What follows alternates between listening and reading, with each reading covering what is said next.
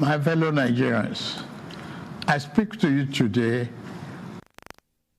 heart and sense of responsibility, aware of the turmoil and violent protests unleashed in some of our states.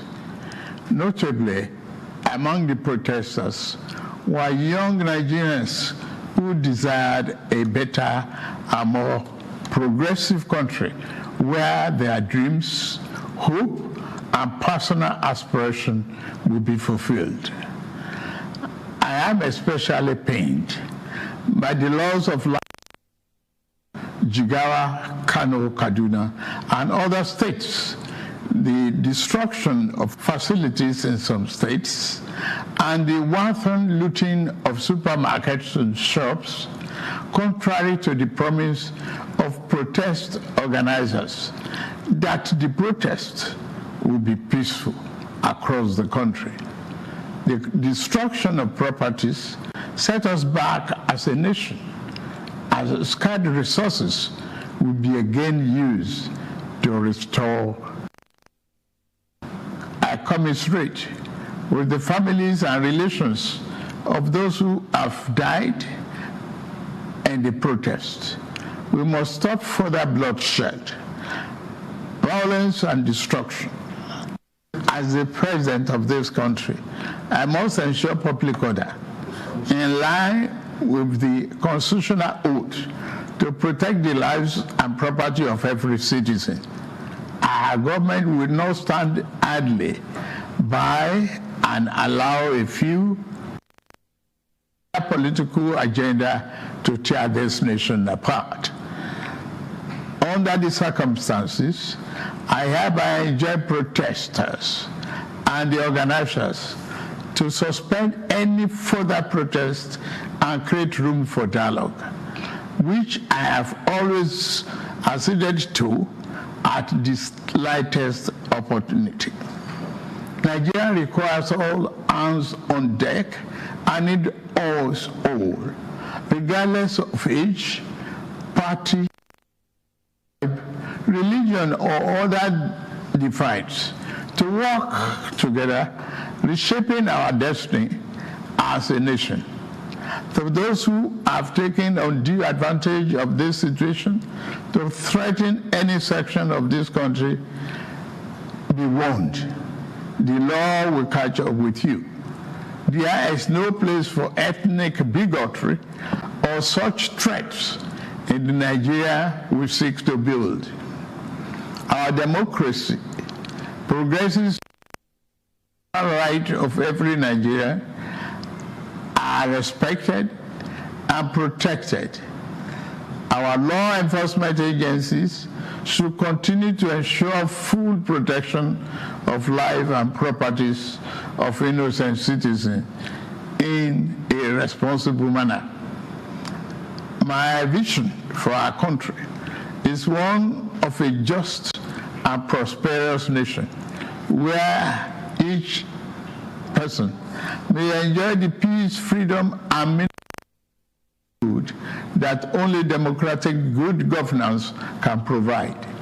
One that is open, transparent, and accountable to the Nigerian people. For decades, our economy has remained anemic and taken a dip because of many misalignments that have stunted our growth. Just over a year ago, our dear country, Nigeria, reached a point where we couldn't afford to continue to use to solve long-term problems for the sake of now and our unborn generations. I therefore took the painful yet necessary decision to remove first subsidy and abolish multiple foreign exchange system, which had constituted a noose around the economic jugular of our nation and impede our economic development and progress. These actions block the greedy profit that smugglers and rent seekers made. They also block the undue subsidy we had extended to our neighboring countries to the detriment of our people, rendering our economy prostrate. These decisions are made were necessary if we must reverse the decades of economic mismanagement that didn't serve us well. Yes, I agree. The buck stops on my table.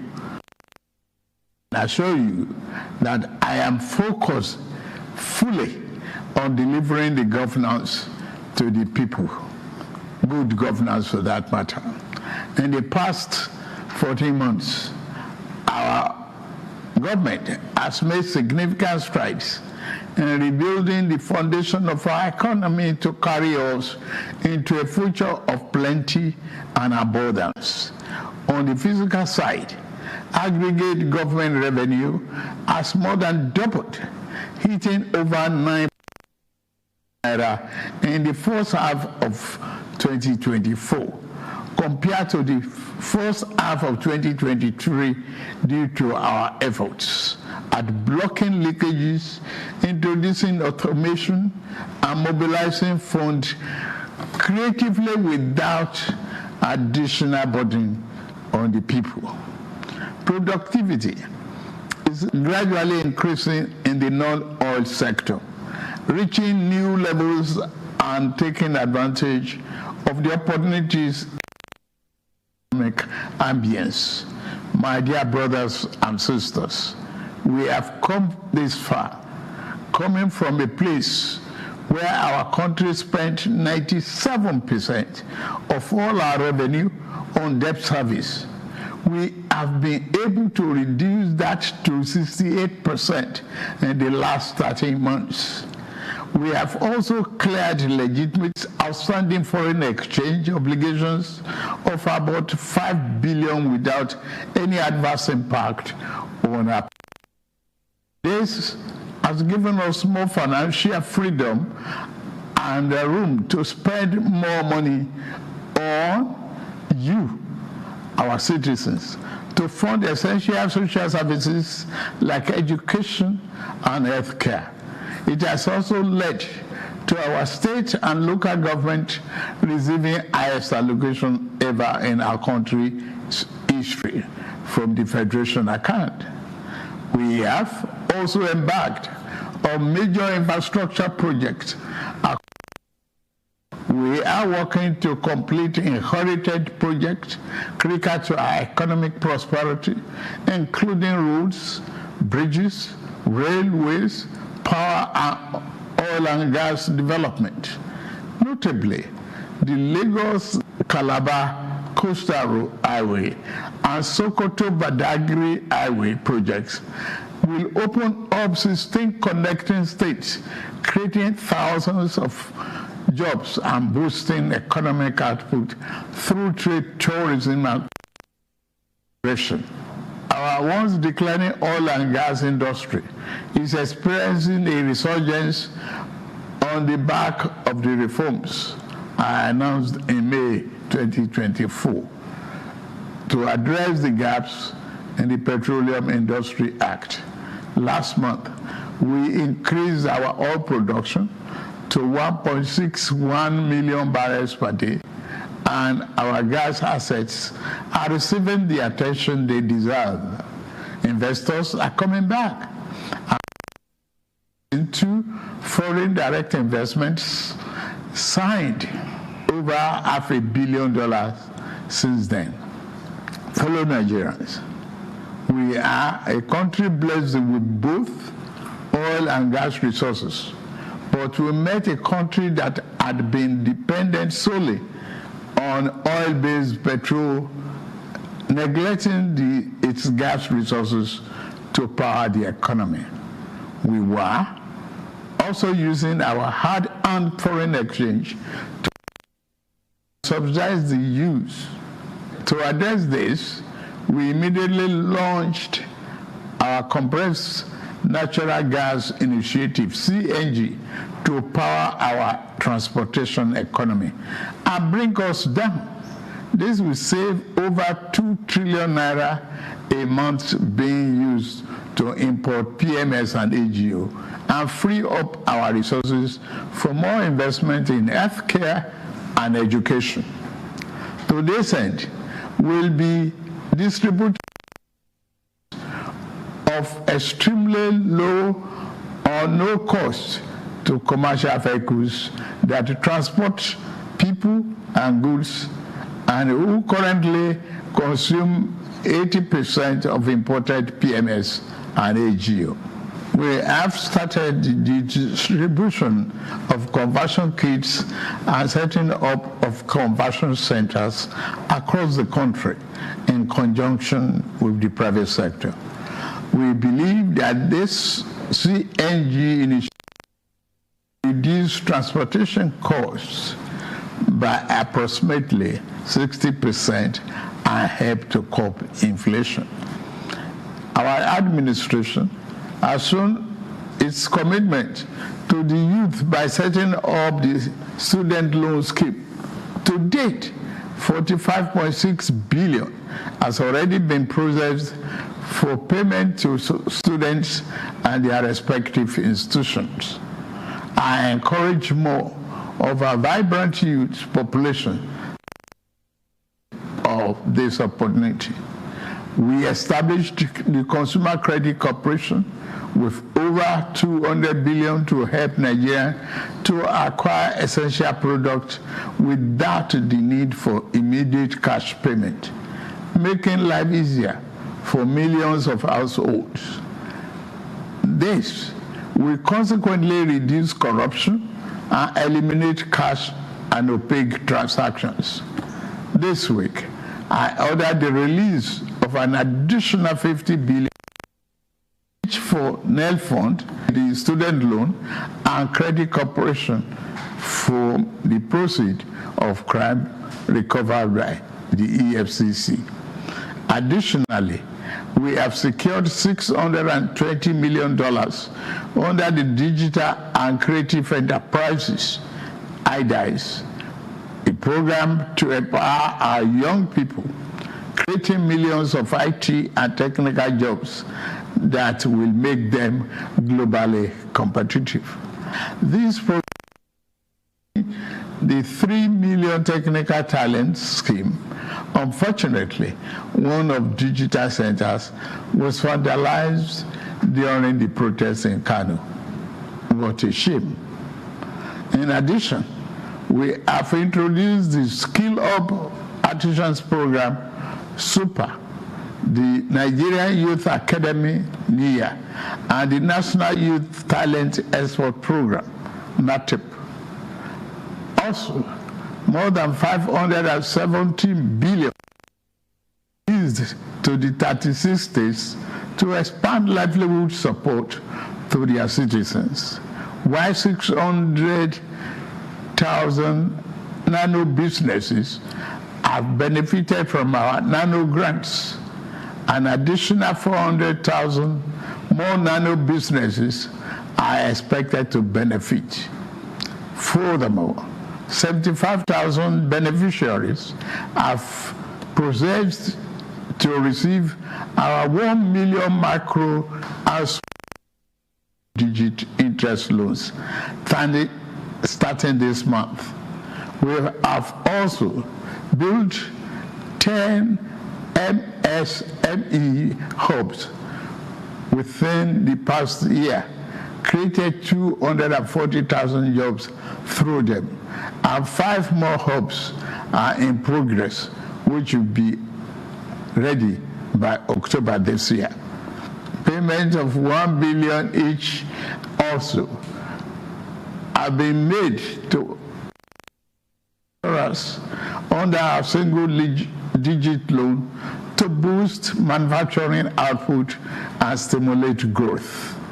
I signed the national minimum wage into law last week, and the lowest earning worker will now earn at least 70,000 naira a month. 6 months ago in Kasana, Abuja, I inaugurated the first phase of our ambitious housing initiative, the Renew and Estate. This project is the first of 6 we have planned across the nation's geopolitical zones. Each of these cities will include a minimum of 1,000 housing units, with Kasana itself set to deliver 3,212 units. In addition to this city project, we are also launching the Renew Hope Estate in every city, comprising 500 housing units. Our goal is to complete a total of 100,000 housing units over the next 3 years. This initiative is not only about providing homes, but also about creating thousands of jobs across the nation, as well as stimulating economic growth. We are providing incentives to farmers to increase food production at affordable. I have directed that tariffs and other import duties should be removed on rice, wheat, maize, sorghum, and drugs, and other pharmaceutical medical supplies for the next 6 months, in the first instance, to help drive down the prices. I have been meeting with our governors and key ministers to accelerate food production. We've distributed fertilizers. Is to cultivate more than 10 million hectares of land to grow what we eat.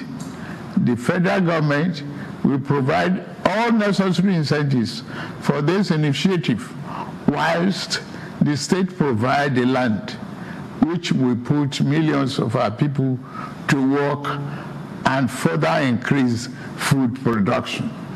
In the past few months, we have also ordered mechanized farming equipment, such as tractors, worth billions of naira from the United States, Belarus, and Brazil. I can confirm to you that the equipment is on the way. My dear Nigerians, especially our youths, I have heard you loud and clear.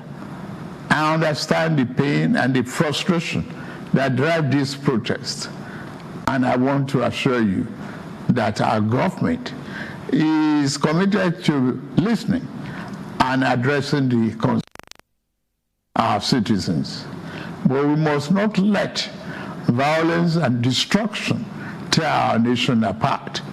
We must work together to build a brighter future where every Nigerian can live with dignity and prosperity. The task before us is a collective one, and I am leading the charge as your president. A lot of work has gone into stabilizing our economy, and I must stay focused on ensuring that the benefits reached every single Nigerian as we promised. My administration is working very hard to improve and expand our national infrastructure and create more opportunities for our young people. Let nobody misinform and miseducate you about your country or tell you that your government does not care about you. Although there have been many dashes in the past, we are in a new era of renewed hope. We are working hard, and the result will soon be visible and concrete for everyone to see, feel, and enjoy. Let us work together to build a brighter future for ourselves and for generations to come. Let's choose hope over fear, unity over division, and progress over stagnation. The economy, please don't shut out this oxygen.